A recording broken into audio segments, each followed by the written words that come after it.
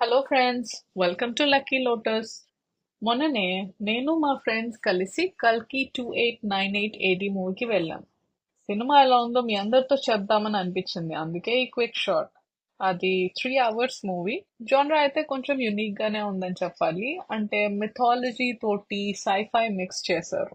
Story అయితే post apocalyptic world setting లో ఉంది. సెట్స్ మాత్రం చాలా మెజెస్టిక్ గా ఉన్నాయి. ఒక ల్యాబ్ లో సీరం ని ప్రెగ్నెంట్ విమెన్ మీద ఎక్స్పెరిమెంట్ చేస్తూ ఉంటారు. అక్కడ నుంచి ఒక టెస్ట్ సబ్జెక్ట్ ఎస్కేప్ అవుతుంది. ఆ టెస్ట్ సబ్జెక్ట్ మీద బౌంటీ ఉంటుంది. సో ఆ బౌంటీ కోసం భైరవ అనే ఒక బౌంటీ హంటర్ ఆమె కోసం వెతుకుతూ ఉంటాడు. అదే టైంలో మహాభారతంలోని అశ్వత్థామ ఆమెని ప్రొటెక్ట్ చేయడానికి ట్రై చేస్తూ ఉంటారు. సో స్టోరీ మొత్తం ఇదే టర్మ్స్ లో నడుస్తూ ఉంటుంది. ఎలా అశ్వత్థామ ఆ సుమతి అనే ల్యాబ్ సబ్జెక్ట్ ని ప్రొటెక్ట్ చేయడానికి ట్రై చేస్తూ ఉంటారు ఈ బౌంటీ హంటర్స్ నుంచి, ల్యాబ్ సైంటిస్ట్ నుంచి.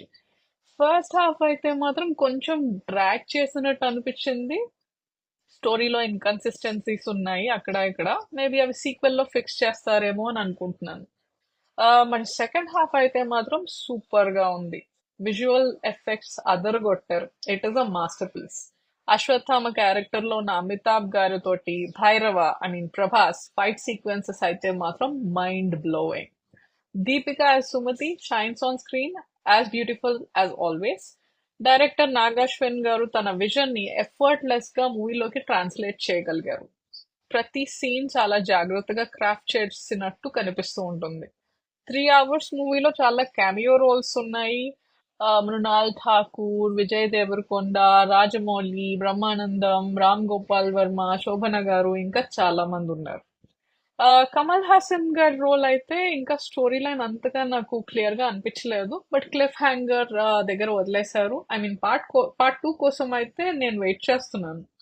సో ఓవరాల్ గా నేను చెప్పేది ఏంటంటే కొన్ని మూవీస్ థియేటర్ లో ఎక్కువ బాగుంటాయి. అలాంటి కేటగిరీలోనే ఈ మూవీ కూడా ఉంది అని నేను అనుకుంటున్నాను.